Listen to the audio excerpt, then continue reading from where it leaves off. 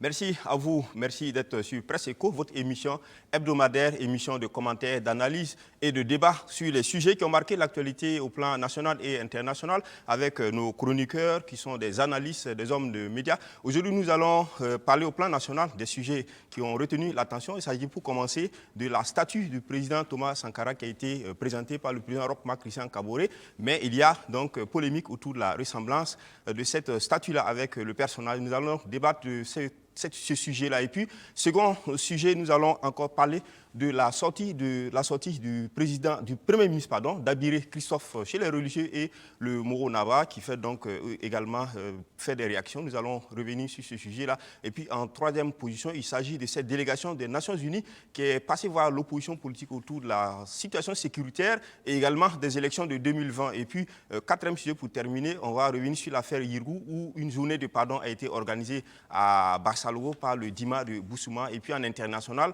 au Mali, ce sera avec la réapparition de Amadou Koufa, le chef terroriste du centre du Mali, qui a donc fait réapparition après que la France et le Mali aient annoncé sa mort en novembre dernier. Nous allons donc évoquer ce sujet-là avec mes invités sur le plateau. Il s'agit d'Évariste Konsebo. Évariste Konsebo est chroniqueur média, président du cercle d'éveil, premier porte-parole du FORAC et du Forum alternatif des citoyens. On va dire également félicitations à Évariste qui vient d'être élevé au grade de docteur en sciences de gestion. Félicitations Évariste, il a soutenu brillamment donc, sa thèse de doctorat la semaine passée. Et puis à ma gauche, Vokouma Joacin, il est journaliste, directeur de publication de Kasseto.net, qui est un journal en ligne. Merci Vokouma d'être sur ce plateau. Et puis Maître Kielem Apollinaire de Tambela, il est avocat inscrit au barreau, il est le président du CRI, qui est le Centre international Centre de recherche internationale de stratégie. Merci d'être aussi sur ce plateau. Aujourd'hui, c'est une émission, on sera à 3, mais on ne sera pas 3 parce que le quatrième, ce sera le public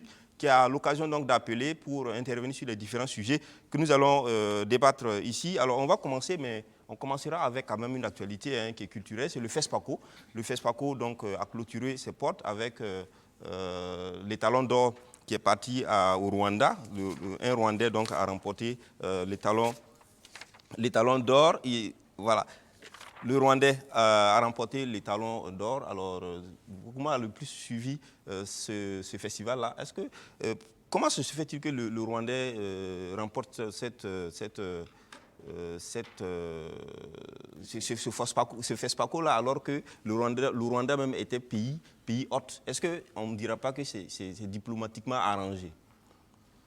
Je n'aurais pas jusqu'à dire ça. Le jury long métrage fiction est un jury totalement libre, autonome, composé de plusieurs personnalités venant de divers horizons, des professionnels du 7e art. Et je ne pense pas du tout un seul instant qu'ils aient tenu compte du fait que le Rwanda était le pays invité d'honneur, que le président rwandais était ici à Ouaga, que cela ait influencé leur jugement. Vous savez, le FESPACO a une certaine crédibilité. Et cette crédibilité vient du fait que les différents prix qui sont attribués à chaque édition n'ont jamais vraiment fait l'objet de polémiques comme ça. Parce que les critères sur lesquels les différents jurys s'appuient pour attribuer les prix là, ce sont des critères qui sont assez acceptés et il n'y a pas de prix qui est frappé de suspicion. Donc, ce prix aussi, je pense que le jury a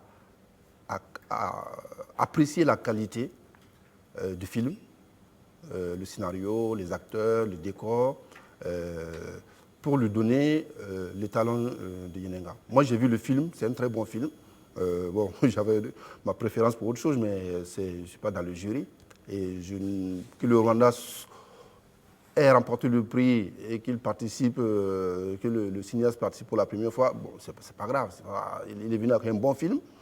Le jury l'a apprécié, le public l'a apprécié. Moi, j'étais à la projection au Ciné Burkina. Donc, bon, moi, je m'en tiens là. Félicitations à lui. C'est un bon film qui a retenu l'attention du jury.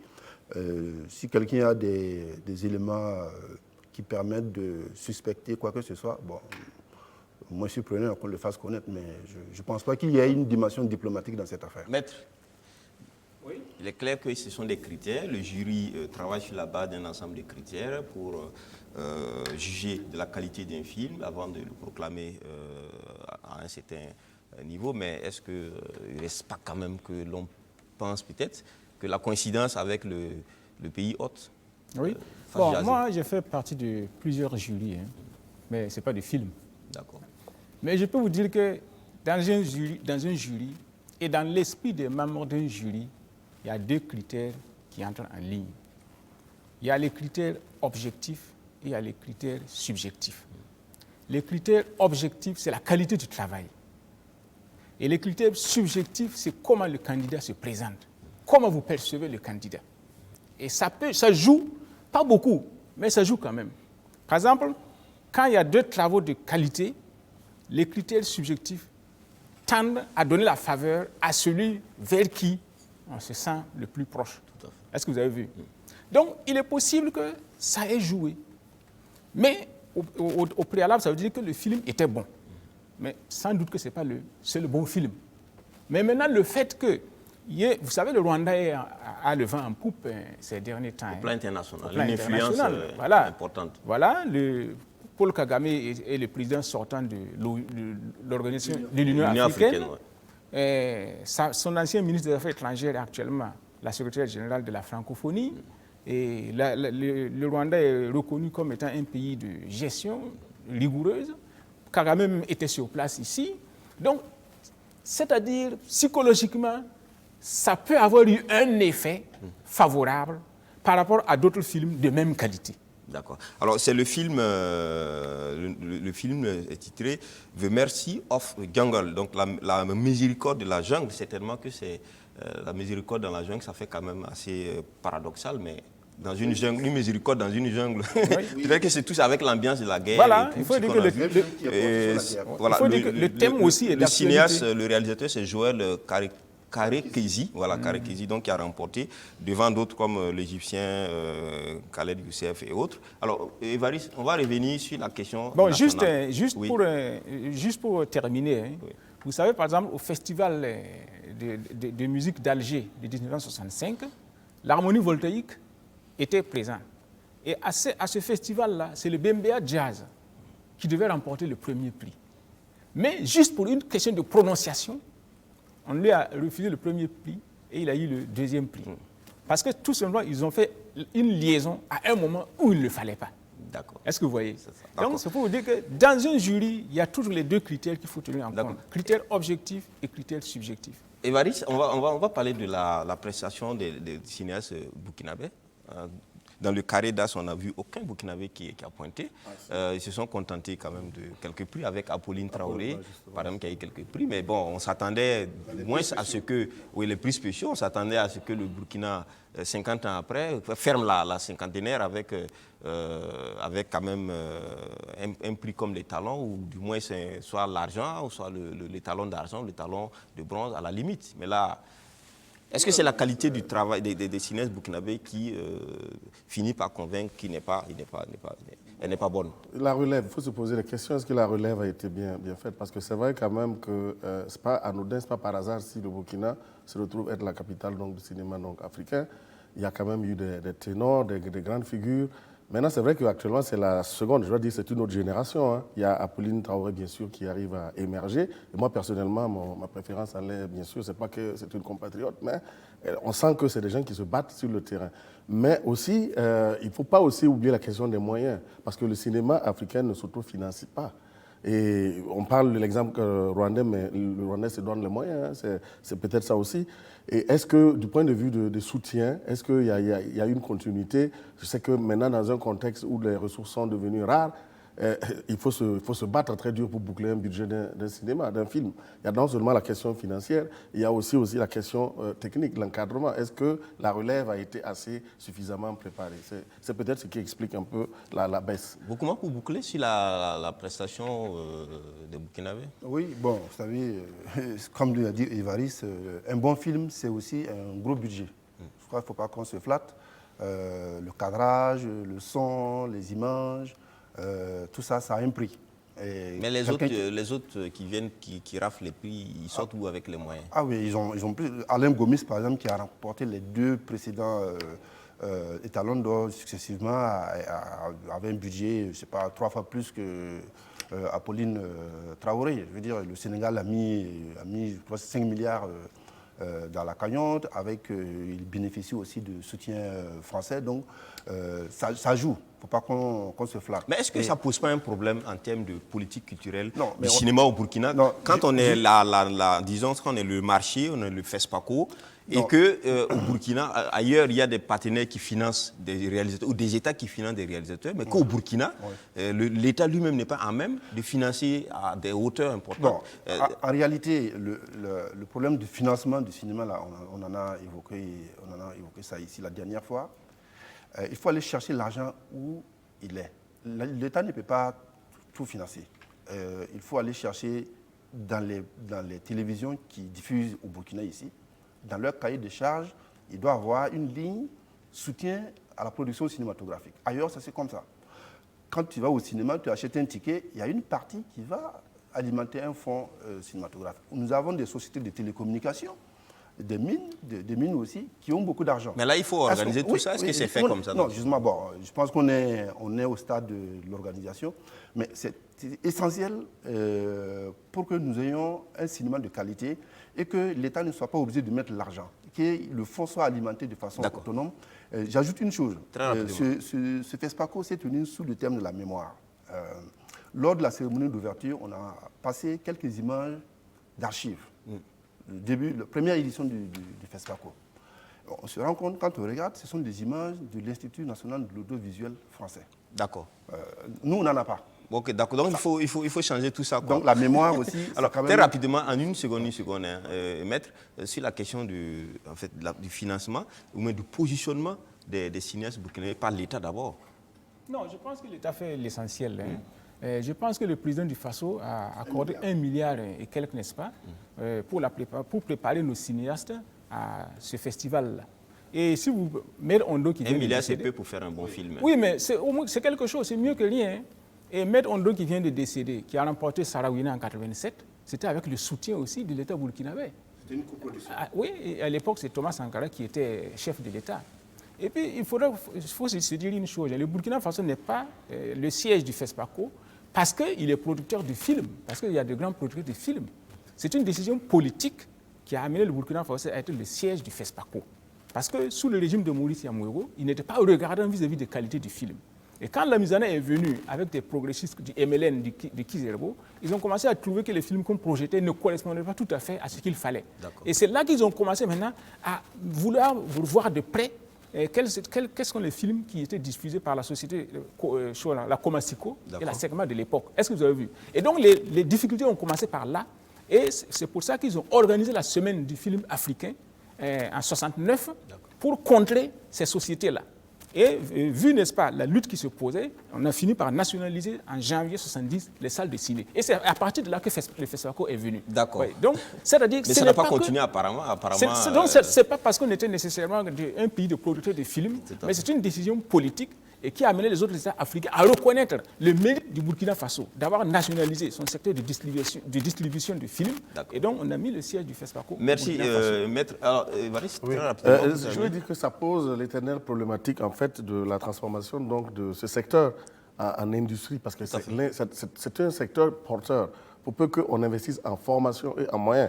Or, ce passage-là, malgré les 50 ans de FESPACO, on n'a pas pu franchir donc, ce cap. Il y a des pays comme en tout cas, il faut que le Brésil Burkina soit compétitif. Ouais, il faut forcément D'accord. travailler. Merci. On va poursuivre ce débat-là avec notre second sujet. C'est la sortie donc, du Premier ministre,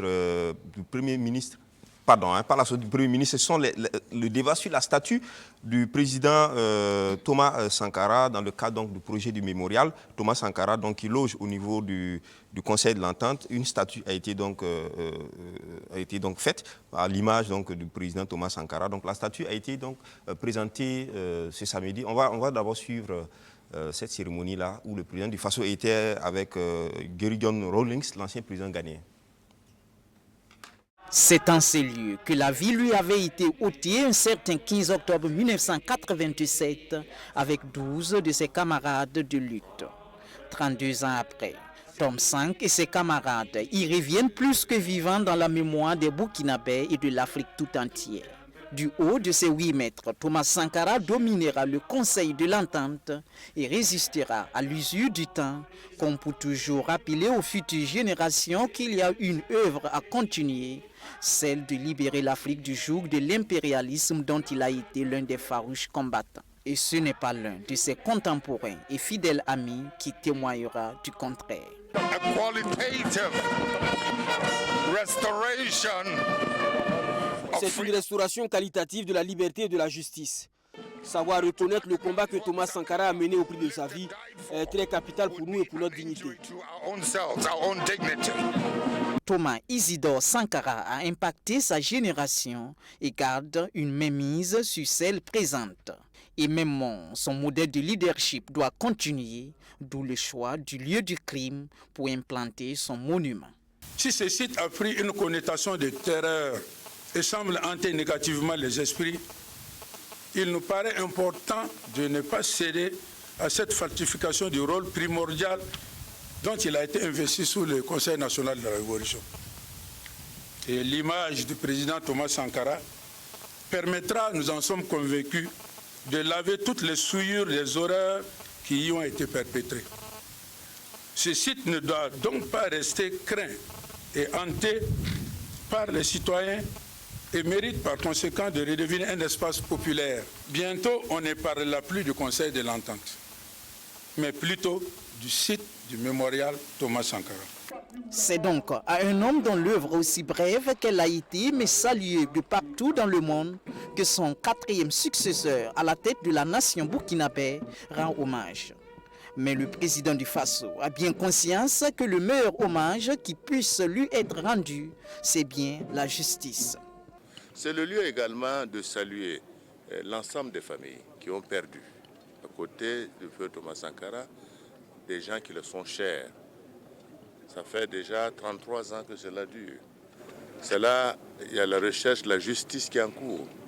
Et nous avons bon espoir que nous arriverons à faire en sorte que ce dossier puisse être enfin jugé et que les responsables soient connus. Le comité international mémorial Thomas Sankara a rappelé au président du Faso la nécessité de trouver une tombe digne du rang du père de la révolution burkinabé. Cette découverte de la statue géante de Thomas Sankara et des bustes de ses 12 compagnons lance le processus de construction du mémorial qui porte son nom. Alors, maître, portée historique de cette statue-là dans le cadre du projet mémorial, après avoir vu ça. Oui, je pense que c'est une bonne chose. Et effectivement, il le méritait. Il y a des gens qui ont eu, pour qui on a construit, n'est-ce pas, des monuments, mais qui n'avaient pas le mérite de Thomas Sankara. Donc je pense que c'est tout à fait justifié. Mais maintenant, le problème, c'est quoi? Bon, est-ce que les gens savent vraiment ce que voulait Thomas Sankara? Ça, c'est la question qui se pose. C'est la question éternelle qui se pose. Voilà. Mais dans le cas, par exemple, on a vu que la question du mémorial, mais tout ce qui concerne Thomas Sankara, c'est comme si, en tant que ancien chef d'État, etc., dans la mémoire collective, il n'y a pas cette union autour de la question. Parce que là, quand on a vu la cérémonie, on n'a pas vu, par exemple, d'autres bords de la société burkinabé. Oui, c'est parce que c'est encore récent.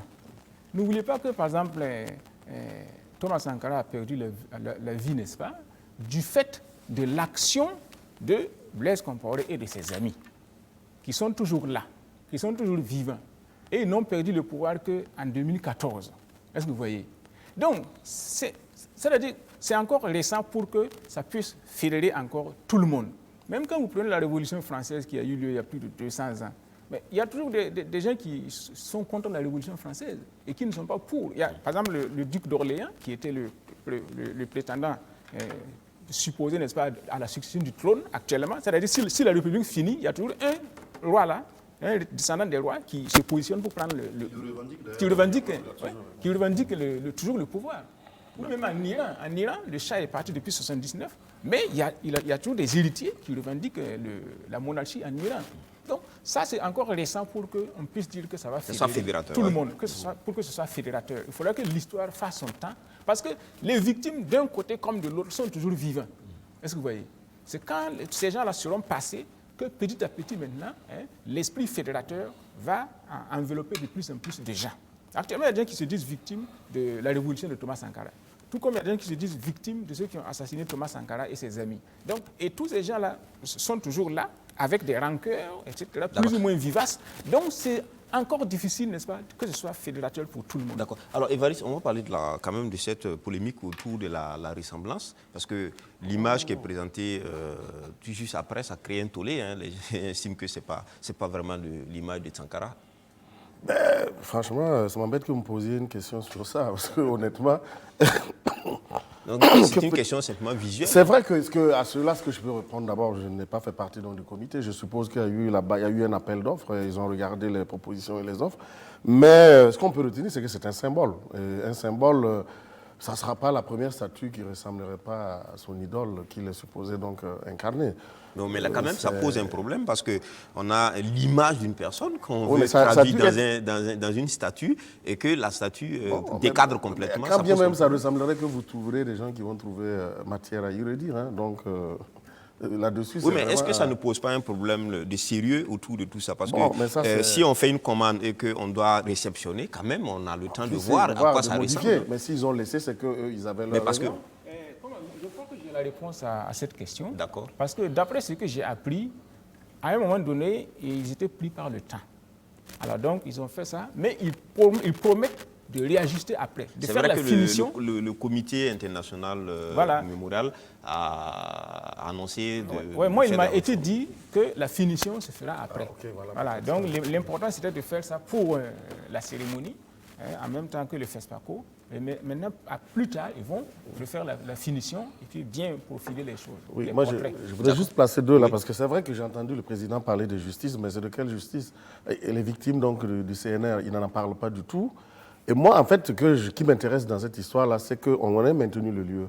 Parce que le président donc, du comité a fait allusion à un, comment dirais-je, à un lavage, parce que le lieu est souillé, mais il oublie lui-même que c'est l'idole lui-même, c'est eux qui ont transformé ce lieu-là en centre de torture. Donc, et l'histoire, sur ce point de vue, je suis content, moi, parce que ça me satisfait, parce que l'histoire est restituée dans son intégralité. Mais est-ce que là, parce que quand on écoute un peu, le dissocier. CNR aussi a ses victimes. Est-ce que tout à fait.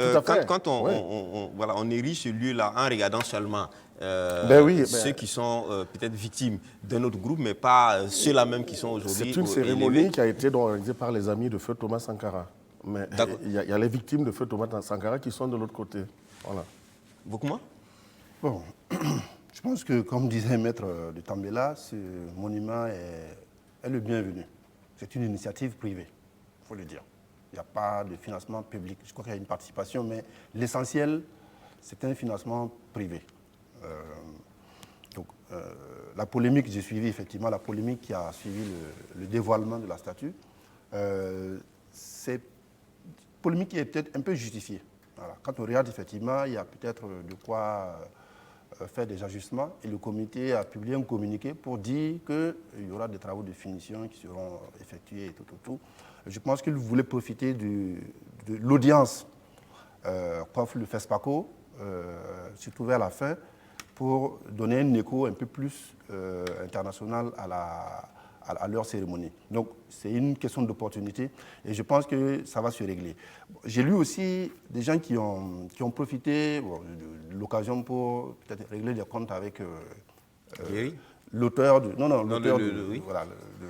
l'artiste qui a fait l'œuvre. Mais c'est le même qui a fait tous les monuments qui sont à Gawa et que les gens ont apprécié. Vous savez, il y a la même chose à Gawa, de Thomas Sankara. C'est le même, c'est Jean-Luc Bambara, c'est lui qui a fait ça. Bon. Cette fois-ci, les gens n'ont pas trop apprécié. Il va peut-être corriger. Et je pense qu'avec le comité qui a annoncé dans le communiqué, ça va être réglé. Donc, ce monsieur, c'est un artiste qui a du talent, qui est reconnu au plan international. Donc la question n'est pas là. Maintenant, la polémique sur ce monument-là, on ne fera jamais l'unanimité. Jamais. Vous savez, récemment, Macron a fait une déclaration sur Pétain. Pétain, c'est le héros de la Première Guerre mondiale. Et en même temps, pendant la Deuxième Guerre mondiale, c'est le gars qui a vendu la France aux Allemands. lequel faut-il préférer, lequel faut-il mettre en avant? C'est la même chose.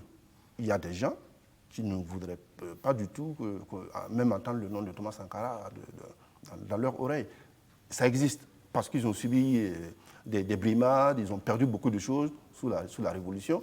Vous trouverez aussi des gens qui considèrent effectivement que c'est une œuvre qui a été utile, qui a apporté beaucoup de changements physiques au Burkina, mais surtout un changement mental.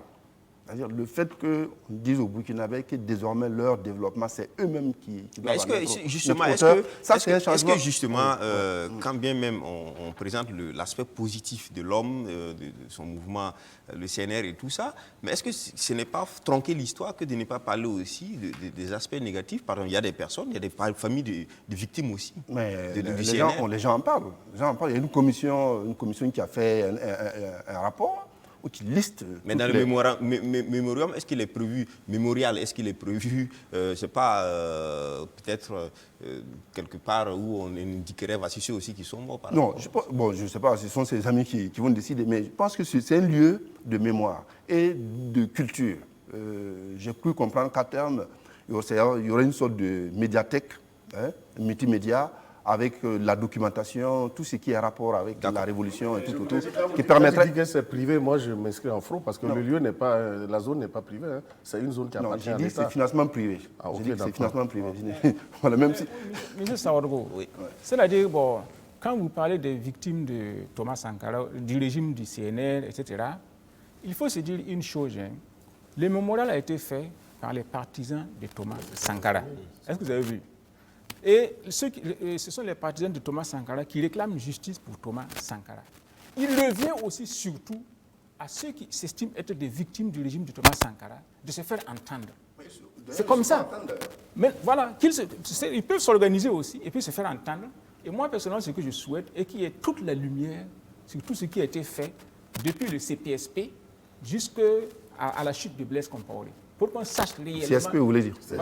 CSP1. Non, CPSP, Conseil provisoire du salut du peuple. Oui. C'est ça qui a donné le CSP. C'est vrai. Et sous le Conseil provisoire du salut du peuple, il y a eu des décès. Et donc, depuis le CPSP jusqu'à la chute de Blaise Compaoré, moi, je souhaite qu'il y ait la lumière sur tous ceux qui ont perdu la vie pour qu'on sache réellement quel a été le rôle de chacun. D'accord. Et maintenant, à partir de là, vous savez qu'on dit que le bébé qui ne pleure pas n'est pas allaité. Donc, s'il y a des gens qui s'estiment avoir été des victimes du régime de Thomas Sankara, qu'ils s'organisent, qu'ils s'expriment et on établira les responsabilités. D'accord. Alors, je rappelle aux téléspectateurs qu'ils peuvent donc appeler dès maintenant pour s'inscrire sur le numéro qui va s'afficher à leur écran. Ils vont appeler, s'inscrire et la télé va les rappeler pour leur intervention. Oui, s'agissant donc, justement, ce débat sera toujours là parce que la plupart des acteurs de notre pays, il y en a, ceux qui sont au pouvoir ont décidé d'écrire l'histoire du pays en commençant à la page 2, en faisant fi de la page 1. C'est ça tout le problème. Oui, et bien sûr, il posait bien la question de savoir, quand on a voulu faire la journée de pardon, pourquoi est-ce qu'il n'y a pas deux lieux? Il y a un monument pour les héros et un monument pour les martyrs. Normalement, tout le monde devait se retrouver sur un seul monument. C'est ça la problématique. Merci à vous. On va continuer. Cette fois-ci, on parle politique avec le Premier ministre Dabiré Christophe, qui était donc en sortie. Il a tourné chez les religieux. Il est allé au niveau de la Fédération des Églises et Missions évangéliques. Il est allé aussi à la Fédération des associations islamiques. Et puis chez le Moro Naba. Alors déjà, ça pose problème. On est dans une république et chaque fois, ce sont les dépositaires de l'État, du pouvoir légal qui se déplacent dans les lieux religieux. Voilà. Alors, est-ce que ça ne pose pas un problème quand même? Oui. Bon, quand on reste dans l'esprit strictement républicain, oui, ça pose un problème. Que le Premier ministre, une fois que son mandat a été validé à l'Assemblée nationale, consacre ses premières visites aux religieux et aux autorités coutumières. Là, on est vraiment je parle de l'esprit purement républicain. Mais c'est quoi la République au Burkina ici? Quel est le contenu de cette République-là au Burkina? S'il est allé voir ces gens-là, c'est qu'ils jouent un rôle important. Ça montre aussi, on en a parlé déjà plusieurs fois, la vacuité de nos institutions républicaines. On a un médiateur du FASO, on a un haut conseil du dialogue social, on a le président de la Cour de cassation.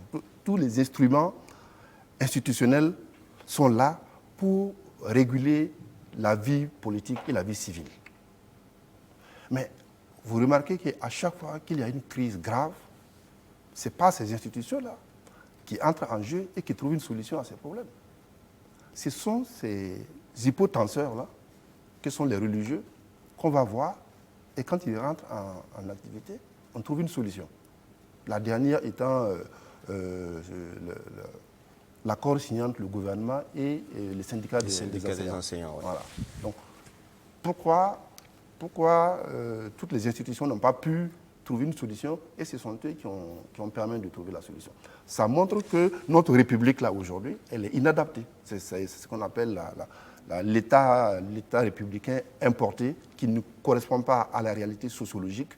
On colmate, on fait avec, mais le Premier ministre il est conscient de ça. Il sait que demain, s'il y a une crise, ce sont ces gens-là qui vont l'aider à régler la crise. Est-ce que ici c'est moins le fait que on ne considère pas le rôle de ces acteurs que la façon dont on procède qui est le problème? Oui, mais c'est ce que ces gens peuvent apporter en termes de solution à un problème qui pousse les gens à se comporter vis-à-vis d'eux comme ça. D'accord. Alors, Évariste Conservo, en fait, ça fait débat parce que pour certains, on estime que le Premier ministre, en tant que chef de gouvernement, donc, qui représente l'autorité, donc la République, devait lui recevoir les acteurs ou les différentes forces, les différentes composantes, mais pas que lui se déplace, parce que sinon, il faudra aussi qu'il aille chez les... Même le chef de l'État se déplace pour aller chez... Alors, mais justement. Chez le donc, a fortiori, donc... Premier ministre. Non, en fait, c'est prendre juste une partie pour nourrir la réflexion à ce qu'il a dit, Rukuma. Il faut comprendre le contexte historique. La naissance de ce pays, c'était un protectorat, non? On assimilait ça à le Mogo, il y a eu des gens qui étaient devant. Bon, mais maintenant, moi, ce qui me gêne, c'est que chaque fois, en fait, ces gens, le Premier ministre va vers ces gens parce qu'ils ont du pouvoir. Ces gens ont du pouvoir. Et comme il a dit, il y a un écart entre la confrontation de la réalité et le caractère côté formel et républicain de notre nation. Et qui tirent, ils ont du pouvoir. Donc on est d'accord qu'on viole la République parce que le pouvoir est ailleurs. C'est ça. Donc il fallait le chercher. Mais maintenant, ce n'est pas que le mot. Figurez-vous que tous ces chefs-là, ils ont de l'influence. Et moi, je suis sûr à parier qu'ils placent des ministres. Il n'y a pas que lui, même celui de Bobo, celui de, comment on appelle, Diptako. Et tous, ils ont du pouvoir. Et les hommes politiques savent qu'il faut composer avec. Donc, il faut arrêter de se voiler la face et en tenir compte. Maintenant, comment on intègre ça dans une république, ça peut être un débat. Maître, est-ce qu'il vaut mieux aller à une théocratie au Burkina? Non, parce qu'à la lieu où les choses vont, on a vu le Premier ministre a dit qu'il allait voir les religieux pour leur confier le pays à leurs prières et à leurs bénédictions. Oui, pas aux religieux seulement, mais les coutumiers aussi. Bien sûr. Ouais, moi, je me suis déjà prononcé pour une monarchie constitutionnelle. Vous savez, le Japon est aussi une république. Et chaque fois qu'il y a un nouveau Premier ministre, il est convoqué devant le conseil des samouraïs. Et c'est lui qui part debout, qui salue les autres assis. Ça, peut-être beaucoup de gens ne le savent pas. Parce que le vrai pouvoir est détenu par ces gens-là. Est-ce que vous avez vu? Ici au Burkina Faso, si vous voulez voir, vous avez au moins 70% des gens qui se réfèrent uniquement à leur tradition ou à leur religion. Peut-être 20% qui se réfèrent et à la tradition, à la religion et à l'État. Et seulement au maximum 10% des gens pour qui l'État a un sens unique. Donc, c'est-à-dire que la réalité du pouvoir, du terrain, c'est dans la tradition, c'est dans la religion. Quand je faisais des travaux dirigés de droit constitutionnel aux étudiants, je leur ai dit une fois que vous savez, le Moro Naba est plus puissant que le président Blaise Compaoré. Ils ont sursauté. J'ai dit, mais regardez, les Mossé forment au moins 60% de la population. Et chacun se réfère au Moro Naba. Blaise Compaoré, il était élu. C'est à l'époque. Mais il faut peut-être rappeler que le royaume Moussi n'est pas que le Moro Naba de Ouagadougou. Hein. Il y a plus de Dima. Il a un ascendant. Il a un ascendant. Ça, c'est une évidence. Il a un ascendant sur les autres. Non, il faut corriger certaines choses parce que je crois que de plus en plus, Peut-être l'ascendance dépend de la situation géographique par rapport au pouvoir central. Sinon, le Dima de Boussouma, celui de Yatenga, et celui de Je sais tout ça, mais le Moro-Naba, roi du royaume central de Ouagadougou, a un ascendant sur les autres. C'est incontestable. Donc, c'est pour le président, si vous remarquez par exemple, les coups d'État qui se font ici, là, hein, les présidents se remplacent, etc., sans qu'il y ait beaucoup de mouvements sociaux. Mais enlevez le Moro-Naba, vous allez voir. Vous allez voir ce qui va se passer. Ou bien, regardez par exemple, rien que les petites luttes de chefferie de village, là. Vous voyez comment la population se mobilise. C'est pour vous dire que le pouvoir, le vrai pouvoir auquel les gens se réfèrent là, c'est le pouvoir qui se repose sur leur tradition ou sur leur religion. L'État, comme a dit Vokouma, reste superficiel. Les règles de l'État n'imprègnent pas la vie quotidienne des citoyens. Alors que les règles de leur tradition et de leur religion les imprègnent. C'est vivant. Donc le vrai pouvoir est détenu par ces gens. Et le Premier ministre est obligé de gouverner avec les réalités. D'accord. Alors on va donc maintenant décliner sur la portée politique, parce que quand même le Premier ministre il vient d'arriver.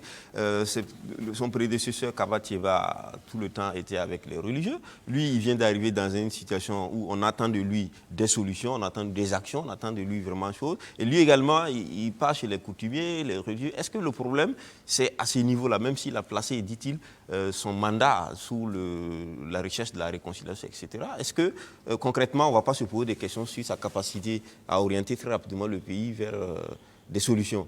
Ouais, écoutez, il n'a pas une baguette magique hein, quand on l'a mis en place, même si c'était lui ou n'importe quel autre burkinabé, compte tenu donc de la situation, il n'a pas, jusqu'à présent, il est dans la norme et il fait comme les autres ont fait. Maintenant, laissons-le peut-être s'installer et on verra, mais comment est-ce qu'il va déployer? Mais moi, je ne vois pas de baguette magique. Il va peut-être, pour le moment, peut-être prendre connaissance de la réalité. Mais il dit qu'il allait confier le pays aux prières. Mais l'autre aussi, tout le monde, nous tous ici, le pays a toujours été confié. Il y a des jeûnes, il y a des prières. Ce n'est pas nouveau ça. On a toujours coutumier à cela. Mais maintenant, tout en sachant que bien sûr, il y a la part aussi des hommes. Ça, c'est clair. Et même dans les grandes religions, hein, c'est vrai que Dieu ne peut pas descendre du ciel pour régler tout. Il y a aussi une grande part qui incombe aux hommes. Et c'est ce qu'on attend justement du gouvernement, c'est qu'ils arrivent à mettre en place des actions qui vont arriver à corriger, à réduire ou à résoudre les problèmes. Maître, est-ce qu'on ne remarque pas que ces derniers temps, il y a trop une référence aux fêtes religieuses chez nos autorités, nos gouvernants, nos décideurs? Finalement, tout est devenu prière, jeûne, tout est devenu bénédiction. Alors, on ne comprend pas. Est-ce que c'est maintenant que Dieu existe? Non, c'est-à-dire qu'il faut comprendre le langage et les démarches diplomatiques. Quand le Premier ministre dit, par exemple, qu'il confie la gestion du pays à leur prière, tout, c'est une façon de les respecter. Il dit qu'il veut tenir compte de leur point de vue. Ça ne veut pas dire qu'il va aller s'asseoir dans son bureau et puis attendre que les prières donnent des résultats. Non. Il veut dire simplement qu'il est venu auprès d'eux pour qu'ils les aident à mener à bien sa politique. Il a une politique bien déterminée. Si vous remarquez, par exemple, même sous les anciens régimes, par exemple dans la lutte contre l'excision, par exemple, on a déjà eu à demander l'appui des chefs traditionnels dans la lutte contre l'excision, parce que c'est eux qui sont les plus proches de la population.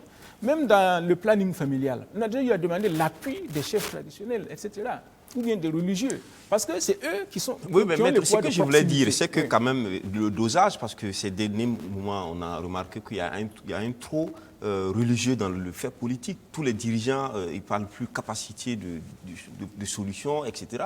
Tout est devenu prière, tout est devenu... Est-ce qu'il n'y a pas un risque quand même qu'on glisse vers du religieux politique? Je ne vois pas là où se trouve le risque, dans la mesure où, quand on est dans une crise, aucune force n'est de trop. Voilà. Donc, moi, je vois ça dans cette démarche-là. D'accord. Quand on est dans une crise, on associe toutes les possibilités, toutes les forces pour essayer de résoudre la crise. Et puis, ça a toujours été comme ça.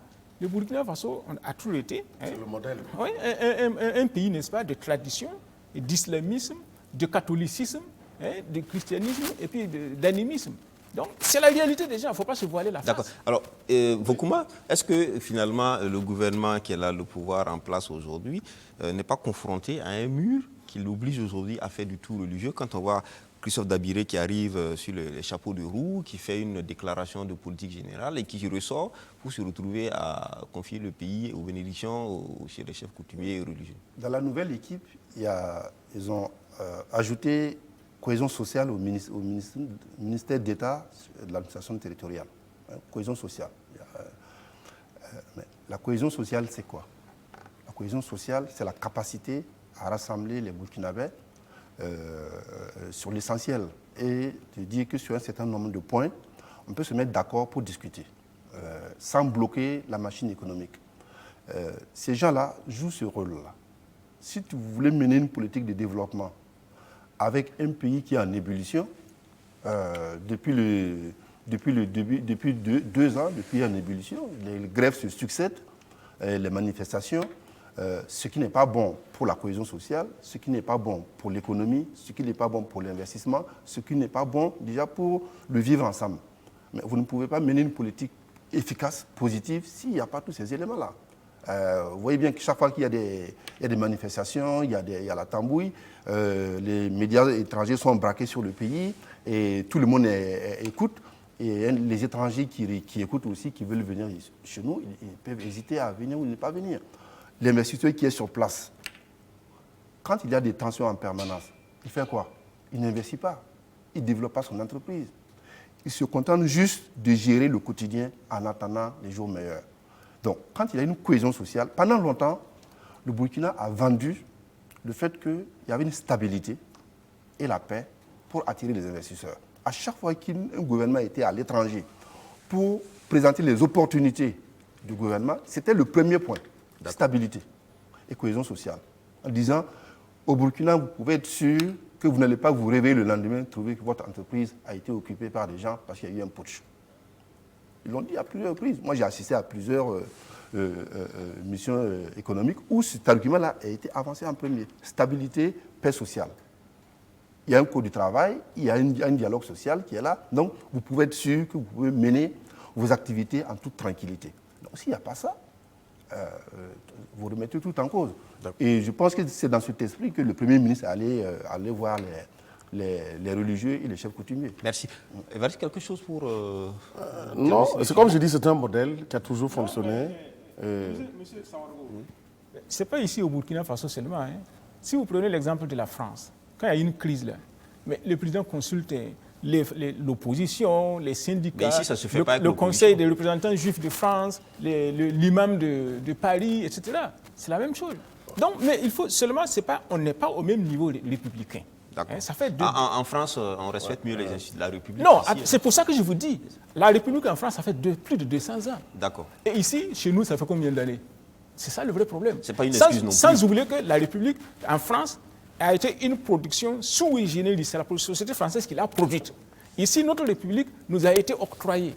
Donc, c'est pas le même processus. Merci, mais ce n'est pas une excuse non plus d'accuser son retard ou son début pour ne pas respecter les règles de la République ou de la laïcité. C'est pour dire que en fait, ce pouvoir en fait, des coutumiers là, sur les populations, ça va s'amenuiser avec le temps. C'est dans le temps que ça va s'amenuiser. Merci. On continue pour parler de la délégation des Nations Unies avec comme chef de délégation le représentant du secrétaire général des Nations Unies en Afrique de l'Ouest, Mohamed Chambers, qui a conduit donc une délégation qui a rencontré le CEFOP. Alors autour de cet échange-là, il était question surtout de la situation sécuritaire, mais également aussi des élections de 2020 à venir. Et on a vu au sorti le chef de file de l'opposition qui a dit que les élections vont se tenir et que le gouvernement devait tout faire pour tenir ces élections et qu'il n'attendrait pas, l'opposition n'accepterait pas qu'on vienne dire que l'insécurité contraint à ne pas organiser des élections qui nous mettraient donc dans une situation de prolongation des mandats. Alors, oui, sur le fond, moi je trouve que c'est quand même un peu osé de venir dire que le Burkina est devenu un centre, un foyer menacé par les extrémismes et autres. Tout. Lui, Dr Chambers fait partie des Nations Unies. Il sait très bien que c'est le Conseil de sécurité qui a permis la destruction de la Libye, une des parties, je ne dis pas l'essentiel, mais il y a des liens. Pour l'aspect, le volet sécuritaire, c'est quoi? On trouve une partie de l'explication. Bon, maintenant, c'est vrai que Dr Chambas est quelqu'un qui connaît bien le Burkina. Il a sans doute ses amis parmi donc, la classe dirigeante. Et peut-être que c'est fort de ce qui se... Je me suis demandé si est-ce qu'il a fait la même approche dans les autres pays. Parce que le Niger aussi emploie, et le Mali aussi. Je ne sais pas, mais je me dis que peut-être c'est des craintes. Voilà, c'est des craintes qui font peut-être qu'ils prennent les devants, mais quand ils viennent demander qu'est-ce qu'eux, ils peuvent faire pour accompagner ou faciliter la tenue des élections, ou la question sécuritaire, elle est là, elle reste entière. Donc, je ne sais pas, honnêtement, bien sûr, pour les questions électorales, tout est lié, il y a aussi des aspects sécuritaires dedans. Alors, mais tel que la démarche est faite, c'est pour la question, mais est-ce que les Nations Unies s'inquiètent déjà de peut-être l'impossibilité d'organiser des élections au Burkina en 2020? Et qu'est-ce qui serait donc le problème? Bon, je ne sais pas ce qu'ils ont dit officiellement, c'est possible. Ce qu'ils ont dit officiellement, c'est qu'ils sont venus avoir l'analyse, la lecture de l'opposition politique par rapport à la situation sécuritaire et aussi qui est en lien avec les élections à venir. Non, ce qui est évident, c'est que la question sécuritaire là, est centrale aujourd'hui et demain. Pour 2020, c'est évident. Si vous avez des zones... C'est eux qui l'ont créé, ça. Non, mais, en partie. Non, je parle du constat. Je veux dire, si vous avez des zones où l'État n'est plus présent, où l'administration est absente, où les écoles sont fermées, comment pouvez-vous organiser des élections dans ces zones-là, sachant que pour le jour du scrutin, c'est dans les écoles qu'on utilise souvent pour les opérations de vote. Ça, c'est un problème. Mais les populations ne sont même plus là-bas, donc comment Non, on fait? mais c'est ce que je... Voilà, je dis, ça, il faut les rejoindre dans les camps pour qu'ils votent. Bon, ça, est-ce que c'est la solution est-ce que c'est la solution idéale? Bon, je pense que la solution, c'est de travailler. On vote dans les prisons, Bokuma. Oui, mais bon, quelqu'un qui est en prison sait qu'il a été condamné avec une procédure et qu'il purge sa peine. Donc ça, c'est autre chose. Là, on est dans une situation exceptionnelle où des gens ont été contraints de quitter leur lieu d'habitation. C'est différent. Maintenant, je crois que le travail, c'est de faire en sorte qu'ils repartent chez eux, ils regagnent leur domicile, qu'ils retrouvent leur lieu d'habitation. Et à ce moment-là, ils peuvent aller voter tranquillement. Mais ce que l'ONU est venu faire, comme tu dis, c'est écouter ce que l'opposition dit. Bon, ce que l'opposition dit, c'est ce qu'on sait. Ce qu'on sait. Les débats sur le code électoral, on en a parlé de long en large ici. Les documents qu'il faut utiliser pour voter, aussi bien ici que dans la diaspora, ça a encore été évoqué. Donc, sur ce sujet-là, sauf s'il y a un dialogue, une discussion qui va s'amorcer entre l'opposition et la majorité présidentielle, les cartes sont déjà établies. On connaît les règles qui ont été votées par l'Assemblée nationale. La carte nationale d'identité. Oui, mais justement, le chef de file de l'opposition a dit que le processus n'est pas consensuel. Oui, bon, à l'Assemblée nationale, ils ont voté la loi. On en a parlé ici. Dans une démocratie, l'idéal, c'est que, effectivement, comme le Premier ministre, quand il a fait son discours de politique générale, il y a eu 84 voix qui ont adopté son... Donc, au-delà de la majorité présidentielle. Ça, c'est l'idéal. Mais le jeu démocratique aussi, c'est ça. Si on va à des élections démocratiques, qu'une majorité se dégage, à un moment, s'il n'y a pas de consensus, la majorité assume son choix et l'explique au peuple. C'est comme ça ce qui s'est passé. S'il n'y a pas de consensus sur le code électoral, que la majorité l'a voté, c'est devenu une loi. Donc, pour l'instant, cette loi-là, si elle n'est pas revue, qui doit s'appliquer. Comment elle doit se faire? Bon, ça, c'est dans des modalités pratiques que l'opposition la question sécuritaire est évoquée aujourd'hui de plus en plus de façon assez pointue parce qu'il y a des élections qui profilent dans 2 ans, au moins 2 ans. Il y aura des élections. S'il y a l'insécurité, par exemple, qu'on ne peut pas tenir les élections, qu'est-ce qu'on fait? Comment on prolonge le mandat du président? Oui, bon, je pense que c'est... Non, ça dépendra de la situation à l'époque. Ça dépendra de la situation à l'époque. Et je pense que c'est pour cela, n'est-ce pas, que les émissaires des Nations Unies sont venus pour déjà étudier le terrain et voir comment faire pour que tout s'arrange. Parce que, bon, ce que les gens ne savent pas, c'est qu'actuellement, là, le monde entier constitue une confédération. Et chaque pays qui adhère à la Charte des Nations Unies délègue une partie de ses compétences aux Nations Unies chargées de gérer, notamment en matière de sécurité et en matière de protection de la personne. Donc, il est venu ici justement pour une question de sécurité et de protection des personnes. Là où il y a insécurité, les Nations Unies sont interpellées. Et donc, si, par exemple, il y a un problème qui pouvait être posé pour la sécurité des votes en 2020, ça interpellerait les Nations Unies. Ou encore, si il y a un problème actuellement d'insécurité qui est tel que ça menace la paix à l'intérieur du Burkina et à l'extérieur du Burkina Faso, les Nations Unies sont interpellées. Donc, ils sont dans leur rôle. Bon, maintenant, parler de la possibilité de reporter les votes en 2020, ça, je pense que c'est un peu trop tôt pour le dire, parce que, bon, nous avons encore près d'une année pour cela, et ce sera le terrain à l'époque qui va le dicter. On a vu qu'au Mali, qui est beaucoup plus exposé qu'au Burkina Faso, il y a eu des élections. Oui, même dans la zone occupée. Même au nord, Kidal et Gao, il y a eu des élections. Voilà, on a élu leur président. Donc, ce n'est pas une raison pour qu'on puisse reporter les élections au Burkina Faso. Et je crois que jusque-là, personne ne prévoit cette éventualité. D'accord. Alors, oui, moi, je voudrais en tout cas, le chef de file a dit, il a prévenu que l'opposition n'acceptera pas qu'une personne vienne dire après. Je dis mot pour mot, ce qu'il a son expression, vienne dire après qu'on ne peut pas organiser les élections parce qu'il y a l'insécurité. Non, par rapport donc à la tenue des élections, je pense que bon à mal, les élections se tiendront parce que même on a vu des cas, il y aura peut-être des zones dans l'impossible où on ne pourra pas faire des élections. Comme à RDC, on a vu les zones qui étaient avec des épidémies, on n'a pas pu faire, mais les élections se feront. Maintenant, par rapport à la sécurité, je dis que les Nations Unies sont en partie responsables de ce qui se passe dans la bande sahélo-sahélienne avec la destruction de la Libye. Ça, c'est le Conseil de sécurité qui l'a permis. Maintenant, en fait, ce qui annonce des inquiétudes, c'est le fait qu'au niveau du CEFOP, ils disent qu'ils ne vont plus s'en tenir à un décomptage des voix, concernant les votes, décompte des voix électroniques, oui. Et qu'ils introduisent maintenant la notion de comptage manuel.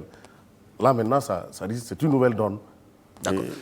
Alors, on va terminer au plan national avec la journée de pardon qui a été initiée par le Dima de Bousma. Donc, de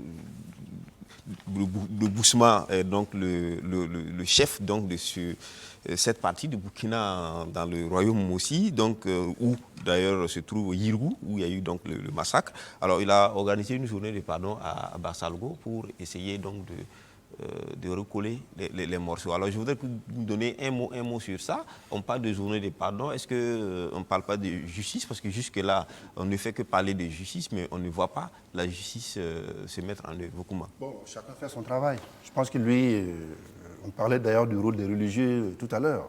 Lui, en tant que chef religieux, il va voir son royaume où il y a quelque chose qui se passe, qui menace le vivre ensemble. Donc, il organise une cérémonie pour aller voir les gens, pour dire, voilà, il faut qu'on trouve une solution pour tourner la page, pas oublier, mais bon, tourner la page de ce qui s'est passé. Il a demandé à chaque ethnie d'aider l'autre à reconstruire sa maison qui a été détruite. Donc, les gens, de ce que j'ai lu et entendu, les gens, ceux qui ont été victimes surtout, c'est surtout ça.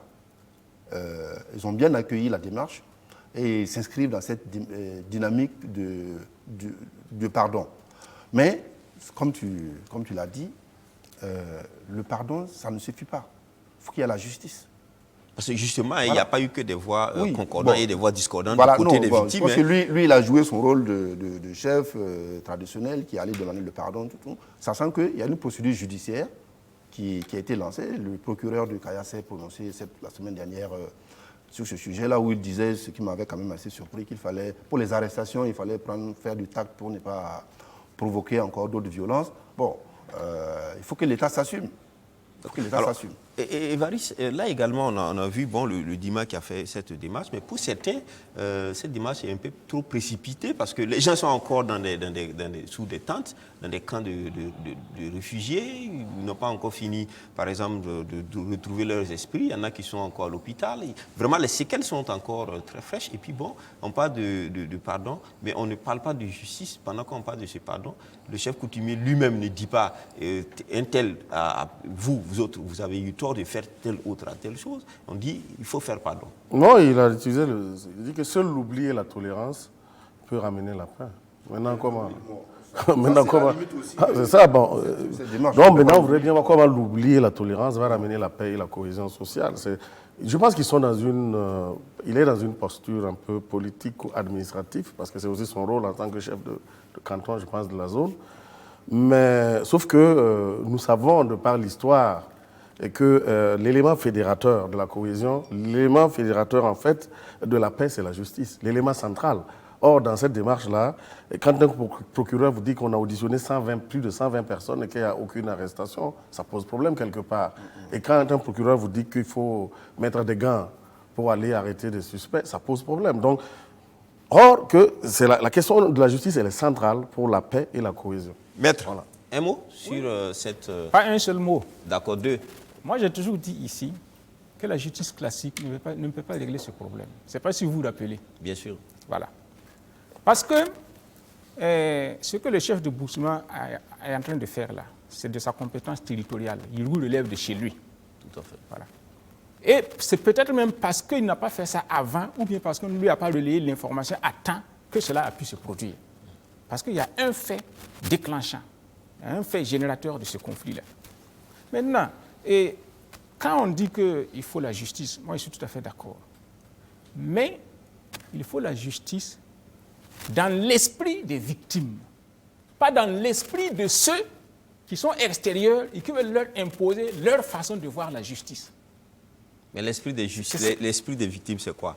C'est qu'on dise qui a fait quoi, qu'on constitue les responsabilités. Monsieur Sawadgo, donc c'est pour ça que moi j'ai toujours dit ici, il y a une nouvelle forme de justice que les chercheurs sont en train d'expérimenter et qui est justement d'essayer de voir dans l'esprit de la victime qu'est-ce qu'elle veut comme réparation. Et non pas qu'est-ce que les technocrates ont décidé dans leur loi que ça doit être la justice. Est-ce que vous avez vu? Et donc maintenant, quand vous avez dit que c'est un peu tôt et qu'il y a toujours des gens qui sont malades... Je ne l'ai pas dit, c'est une question, est-ce que ce n'est pas tôt?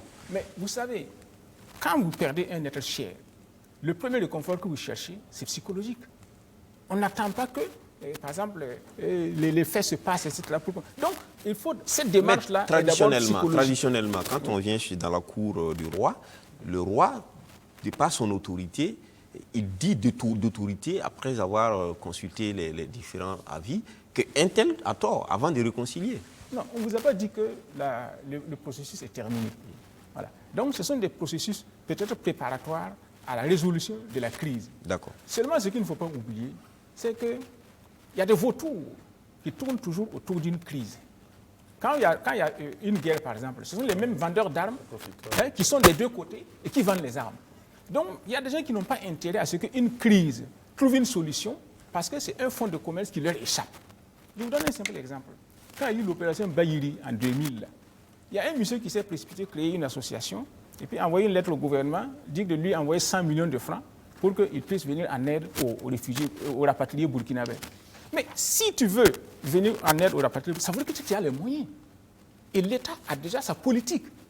Donc, c'est-à-dire il y a des gens qui sont toujours prêts à exploiter une situation pour leurs propres intérêts. Et maintenant, il revient aux autorités de savoir faire la part des choses.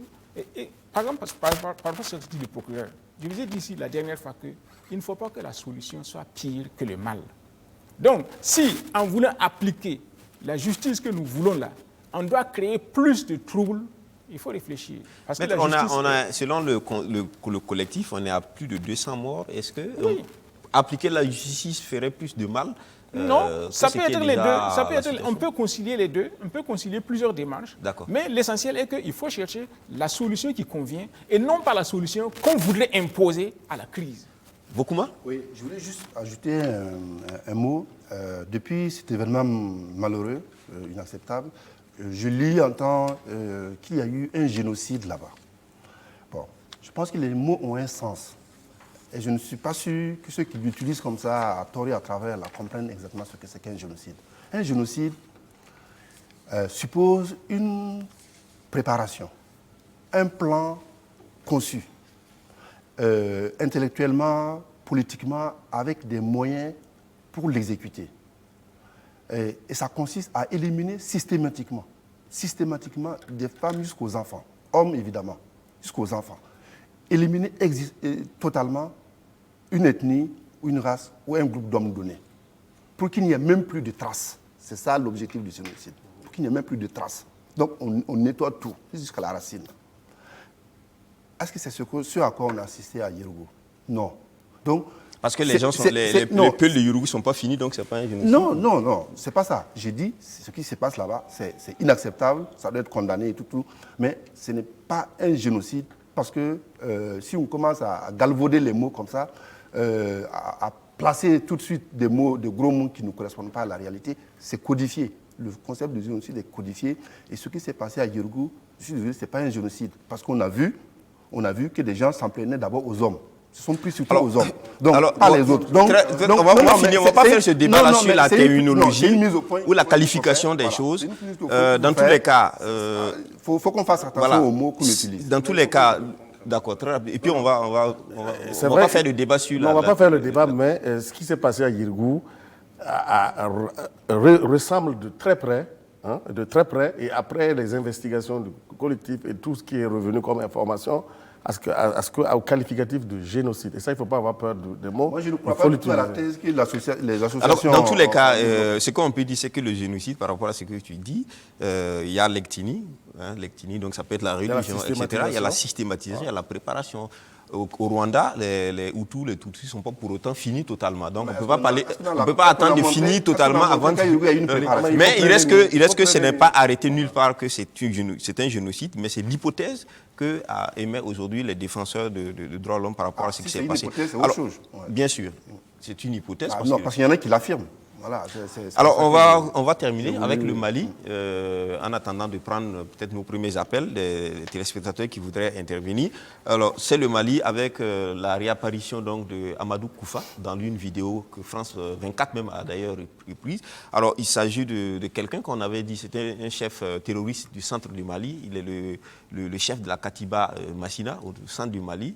Alors, il était donné pour mort en novembre dernier à la suite d'attaques concertées de l'armée française et malienne. Et puis, subitement, alors, il ressort, il fait une vidéo où il explique un peu les faits pour lesquels on l'avait donné pour mort. Alors, maître, qu'est-ce qui se passe aujourd'hui? Est-ce que c'était une propagande, par exemple, de l'antiterrorisme? Ce n'est pas surprenant. Au Nigeria, Aboubakar Shekau, le leader, n'est-ce pas, de Boko Haram, plusieurs fois on l'a donné pour mort, et même avec preuve à l'appui. Et même en Casamance, il y a eu des cas comme ça, parmi les indépendantistes casamançais. Ouais. Il y a plusieurs fois on a donné quelqu'un pour mort, et puis on s'est aperçu qu'en fait, même Jonas Savimbi en Angola, il y a eu plusieurs arrêts, n'est-ce pas, sur ces cas, on croyait l'avoir eu, alors qu'on ne l'avait pas eu. Donc vous savez, ces gens-là, ils ont parfois, n'est-ce pas, ils sont très mobiles. Est-ce que vous avez vu? Et ils ont beaucoup de services de renseignement. Donc, quand ils vous voient venir une personne, etc., et puis ils s'éclipsent. Mais est-ce que ça D'accord. Deuxièmement, ils ont des sosies. Très souvent, ils ont des sosies. Par exemple, Saddam Hussein avait 2 ou 3 sosies. Donc, qui le représentaient dans des manifestations. On croyait que c'était lui, alors que c'était son sosie. Et beaucoup de gens utilisent cela. Donc, vous pouvez abattre le sosie en croyant que vous avez touché la personne même. Mais est-ce que ça ne dénote pas une fausse note du renseignement malien et français? Parce que même jusqu'à la ministre des Armées... non, vous savez, le renseignement, ce n'est pas une science exacte. C'est de l'à peu près. On vous donne des informations approximatives. Donc, quand vous avez des renseignements sur quelque chose, c'est la probabilité. Mais ça ne veut pas dire que c'est certifié. Sans oublier que, s'agissant d'être humain et d'être vivant, le renseignement d'une seconde à l'autre peut être faussé parce qu'il a changé de stratégie ou bien il a bougé. Alors, Bokouma, c'était aussi le même cas pour Belmokhtar, dont les Tchadiens avaient dit qu'ils avaient abattu. Et ça a même fait un débat entre la France et le Tchad, parce que pour réclamer, du moins pour le perdre de cette victoire, et puis par la suite, on reconnaît après qu'il n'est pas mort. Alors, qu'est-ce qui se passe aujourd'hui? La sortie de Amadou Koufa, est-ce que c'est un peu dû à la question aussi Peul dans la sous-région, qu'Amadou Koufa était obligé donc de faire cette sortie-là, ou c'est juste pour dire en face qu'il n'est pas mort? Bon, il semble que la vidéo même est en cours d'expertise, on ne sait même pas, c'est pas sûr. Oui, mais il est démontré que ce qu'il dit, c'est lui. Il est démontré que ce qu'il dit, sont liés aux faits. Il parle même de la ministre des Armées de France. Il s'adresse à elle. Bon, vous savez, dans notre métier de journaliste, on traite souvent beaucoup d'images. On reçoit beaucoup de vidéos. Et il faut faire attention sur la date de la vidéo, les conditions dans lesquelles ça a été tourné.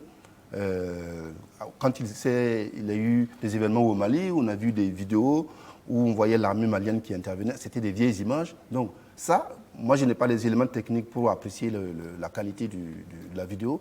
l'authenticité, mais c'est une guerre aussi psychologique. Dire qu'on a tué Koufa, oui. Ça veut dire qu'il y a ce qu'on appelle le deepfake maintenant. Deepfake, oui. Voilà. Qui est qu'on vous présente une image avec vos lèvres qui bougent, alors que ce n'est même pas vous qui parlez. Mais peut-être que ce n'est même pas vous. Donc, avec les photomontages actuellement, là, on peut vous faire croire à tout. Hein. Mais jusque-là, les Français n'ont pas encore été affirmatifs par rapport à ça. Ils sont en train d'expertiser.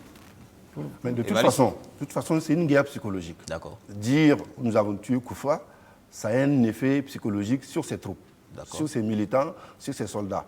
Et ça rassure également l'armée qui combat. Et quand lui aussi vient dire qu'il n'est pas mort, c'est l'envers. Voilà, quand lui aussi vient dire, je vous dis non, ces gens-là, ils sont passés à côté, je suis là, et tenez bon, le combat continue, nous allons gagner. C'est comme ça, c'est une guerre psychologique aussi. Donc, c'est aussi, les médias aussi sont en réalité, c'est ça, manipulés en permanence dans ce type de situation. Sans oublier que localement aussi, il y a eu le cas de la mort de Malam Diko qu'on a avancé. Depuis lors. Oui, bon, en fait, c'est la guerre psychologique, comme il le dit, mais le problème, on oublie souvent que ces personnes-là ont émergé sur la base de problématiques, de problèmes. Parce que les gens ne vont pas suivre aveuglément des gens pour se faire tuer. Le cas de Koufa, ou même beaucoup Aram, c'était les étudiants, les Chekaou.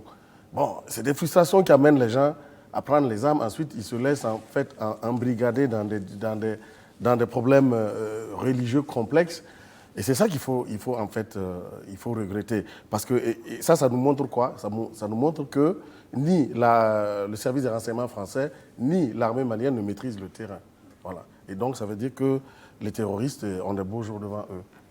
Mais quel est le message qu'on peut décrypter? C'est juste pour dire que je suis vivant, je ne suis pas mort, pour remonter un peu, peut-être réorganiser peut-être, parce que souvent quand un chef terroriste est abattu, ça a très souvent des dislocations dans son groupe. Oui, évidemment. Vous savez, c'est une vaste zone, hein. La zone sahélienne, c'est immense. C'est immense et ces gens-là contrôlent bien cette zone-là. C'est leur lieu d'habitation, ils sont là-bas depuis des décennies, des siècles, voire des siècles. Ils connaissent des grottes, des endroits que même le satellite le plus perfectionné ne peut pas identifier. Donc peut-être au moment T où les gens pensent qu'il est là et qu'il frappe, et la minute qui a précédé, il a bougé, il est quelque part. Donc, oui, d'accord. On a un premier appel. On va prendre le premier intervenant. C'est M. Bayala Roland qui appelle de Bobo sur le sujet de la statue Thomas Sankara. Okay. Bonjour, M. Bayala. Oui, bonjour, mon frère. Merci d'intervenir après ce coup. Oui, allez-y pour votre... Merci bien de me donner donc la parole. Et moi, j'allais réagir d'abord pour la question de Thomas Sankara. D'accord. Et nous avons remarqué que des gens sont sur les réseaux sociaux et concernant donc la ressemblance vis-à-vis donc de Thomas Sankara pour la statue. Et moi, je pense que ici, j'invite ces gens à ne pas s'attarder sur la forme, mais plutôt sur le fond, sur l'idéal et l'idéologie que cette statue représente pour le Burkina Faso et pour l'Afrique, et particulièrement pour la jeunesse burkinabé qui en a fait son modèle. Voilà, qu'on ne s'attarde pas trop sur donc, la forme, parce que déjà l'effort est déjà là, et ça c'est à saluer. Et maintenant, sur l'autre volet, et je vais donc intervenir sur les propos du maître Apollinaire. Concernant quoi? Concernant quel les sujet? propos le maître Apollinaire qui invitait tous ceux qui se sentent victimes de Thomas Sankara. Oui, allez-y. Voilà, de se réunir en association pour se faire entendre. Bon, moi je pense qu'il faut éviter de remuer encore le couteau dans la plaie. Aujourd'hui, nous savons très bien que Thomas Sankara n'est plus là pour se défendre. Et c'est encore donner l'opportunité à ses détracteurs d'avoir toujours le dessus. Voilà, nous savons ce qu'il a fait pour le Burkina Faso et pour l'Afrique entière.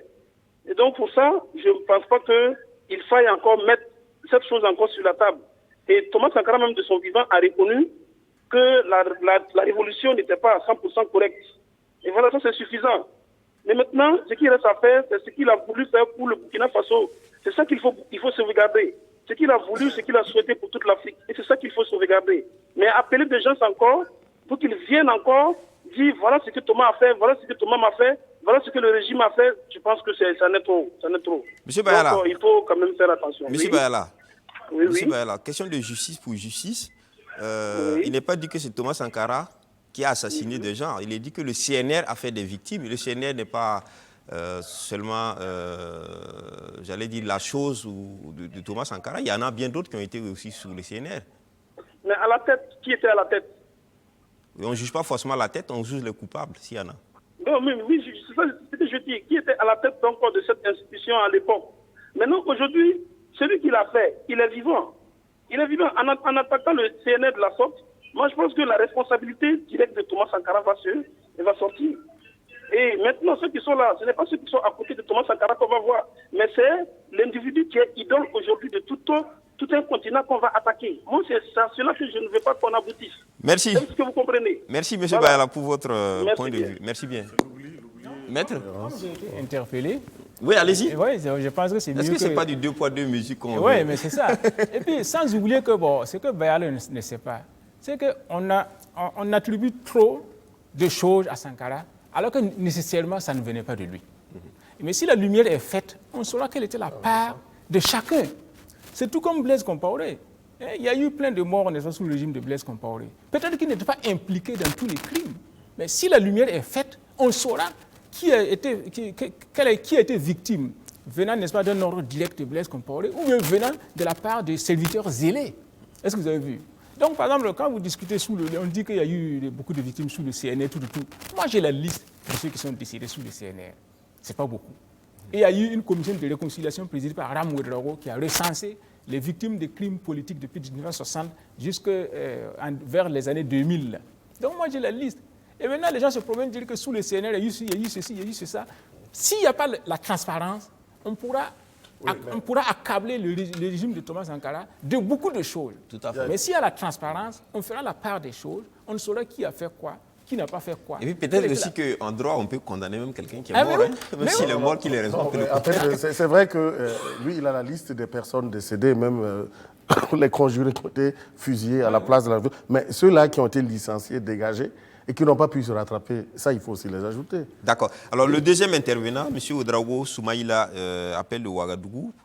Lui, il revient sur la question, la sortie du Premier ministre d'Abié chez les religieux. M. Ouedraogo. M. Ouedraogo Soumaïla de Dori. M. Ouedraogo Soumaïla? Dori. De Dori? Voilà. Ah, d'accord. On a noté ici Ouaga, hein. Autant pour moi, alors. Ok, donc j'interviens par rapport à la sortie du Premier ministre sur les religieux et les coutumiers. D'accord. Voilà, j'allais dire, il faut noter qu'on devrait arriver à essayer de séparer les pouvoirs. Vous savez que nos autorités ont tendance à confondre le pouvoir politique et le pouvoir religieux. Et une fois de plus, bon, j'allais dire qu'il y a des crises qui peuvent souvent ne pas naître. Mais du fait qu'ils s'entassent trop au pouvoir coutumier, là, ils finissent par se rendre dans les Moro Naba souvent pour se faire valoir. Et une fois de plus, il faudra qu'ils arrivent à arrêter cette pratique. Je reviens par rapport à ce que le maître Apollinaire a noté que ça peut devoir de la situation géographique. Sur quoi? Sur quel sujet? C'est par rapport à la sortie du Premier ministre. Allez-y très rapidement, on n'est plus pas le temps, allez-y. Voilà, maître Apollinaire a souligné que ça peut survenir du fait que c'est dû à la situation géographique, peut-être le Mogonabé à Ouagadougou. Donc moi je dirais non. Si c'est au Burkina, on est représenté par différents humains. Sans s'entendre toujours à ce que les autorités aillent se confier au Moro Naba pour... Bon, il a eu à souligner même que la réconciliation, c'est une manière de revoir la réconciliation. Et moi, je dirais non. Ce n'est pas du fait d'aller se focaliser sur les religieux qu'on pourra aboutir à la réconciliation. D'accord. Voilà. Selon vous, c'est quoi? Pour aller à la réconciliation, c'est quoi? Voilà, il faut d'abord gérer la justice classique. D'accord. Voilà. Merci. Encore une fois. Oui, répondre. Donc, peut-être qu'il m'a mal compris. Hein. Ce que j'ai dit que le Moro Naba a un ascendant sur les autres chefs. Je n'ai pas dit que c'est parce qu'il est à Ouagadougou. il pouvait être ailleurs. Oui, mais maître, au sur, Ghana, cette, par sur exemple, cette question d'ascendance, je crois que tu seras beaucoup discuté, parce que l'ascendance, il y a une mais c'est ce que j'ai dit. Voilà, c'est ce voilà, que j'ai dit. tout à fait. Par exemple, si vous partez au Ghana, l'Ashanti aîné n'est pas à Accra, il est à Koumassi. Mais il n'en donne pas moins que c'est celui qui détient le plus fort pouvoir traditionnel au Ghana. Deuxièmement, bon, quand il a dit qu'il ne faut pas aller vers les pouvoirs traditionnels, etc., est-ce que vous savez que jusqu'à présent, en Allemagne, les prêtres sont payés par l'État? Même vers Strasbourg, en France, c'est l'État qui les paye. C'est-à-dire c'est le pouvoir réel. L'Alsace. Et en France, la laïcité n'est intervenue, la séparation entre l'État et l'Église n'est intervenue qu'en 1905. La loi 1905. La loi 1905. 1905. Oui, c'est autour de cette époque-là. Donc c'est pour vous dire que, où que vous soyez... Mais est-ce que justement, le problème, ce n'est pas dans la forme? Par exemple, tout le monde peut être d'accord que les chefs coutumiers, les religieux, ont un rôle social, une légitimité, ils ajoutent quelque chose à la gouvernance. Mais le fait que ce soit le représentant de l'autorité légale et républicaine... Mais Emmanuel Macron s'est déplacé au siège du CRIF il n'y a pas longtemps, chez les Juifs là. Même Sarkozy l'a fait. Voilà, chez les Juifs là. Oui. Tout comme parfois il leur arrive de se déplacer chez la communauté musulmane là, Dalil Boubacar qui préside... La grande mosquée de Paris. Oui, qui préside. Ça dépend des circonstances. D'accord. Si les circonstances le dictent... Oui. En fait, ici, ce qui fait un peu problème, c'est qu'au Burkina, je pense qu'on a 7 rois, non, qui ont même la même hiérarchie que le Moro. L'émir du Liptako, le chef de Bobo, ainsi de suite des Dougou. Je pense qu'il y a 7 rois. Donc pour le royaume aussi, vous avez le Yatenga, vous avez le Tinkodogo, vous avez le Wardok, et puis vous avez le Boussouma, les 4. À eux, maintenant, on ajoute Bobo, Mandarin et oui, ça fait 7, je pense, à peu près. Mais maintenant, le fait que les autorités se focalisent chaque fois sur le Moro, ça peut créer des frustrations. On va prendre notre téléspectateur. Maître, on va prendre le téléspectateur et puis on revient. Ilboudo Lamoussa, qui appelle de Ouagadougou. Bonjour, monsieur Loukman. Oui, sur la question aussi de la statue Thomas Sankara. Allez-y très rapidement. Sur la question de la statue de Thomas Sankara. D'accord. Je disais que pour moi, je félicite celui qui a fait la statue. D'accord. Parce que ceux qui n'entreprennent pas ne font pas des erreurs. Mais moi, mon problème n'est pas au niveau de la statue parce que déjà quelque chose est fait et moi j'encourage. Maintenant, c'est au niveau de l'organisation. Et j'aimerais que prochainement, quand on va faire ce genre d'admission, qu'on laisse les PF là à côté. Il peut venir après parce que Sankara était un homme du peuple. Et je ne peux pas comprendre qu'un homme du peuple, on veut ériger une statue à sa mémoire et on interdit à cette population de pouvoir accéder parce que le chef de l'État est là. Si c'est comme ça que le chef d'État de l'État, le PF reste dans son coin, il faut que tout le monde puisse participer. Parce que moi, j'ai assisté à une scène qui m'a beaucoup déçu. Vous savez, il y a eu un vieux qui a passé toute la journée à attendre la commémoration. Il a même amené ses fleurs. Mais parce que le chef de l'État était là, on l'a refusé l'accès au mémorial. Moi, j'ai trouvé ça...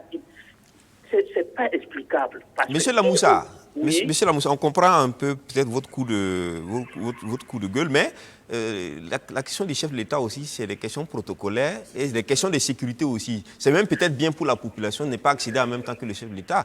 Peut-être qu'aujourd'hui, les gens sont libres d'aller voir.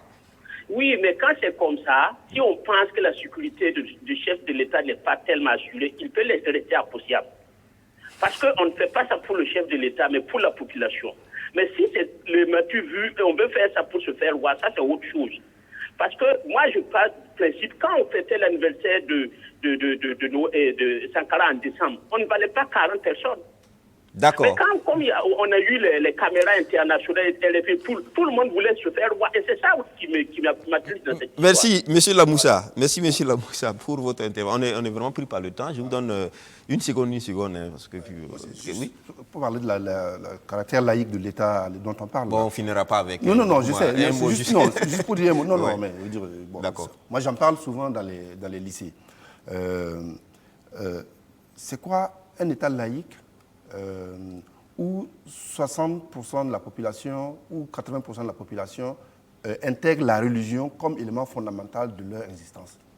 Ouais, mais comment est-ce que l'État laïque veut dire qu'on est sans religion? Est-ce que l'État laïque exclut aussi la religion? Pour terminer, je pense que l'État aussi doit... C'est une forme d'organisation de l'État. Non, l'État doit éviter de prendre certaines décisions qui créent la confusion. Merci beaucoup.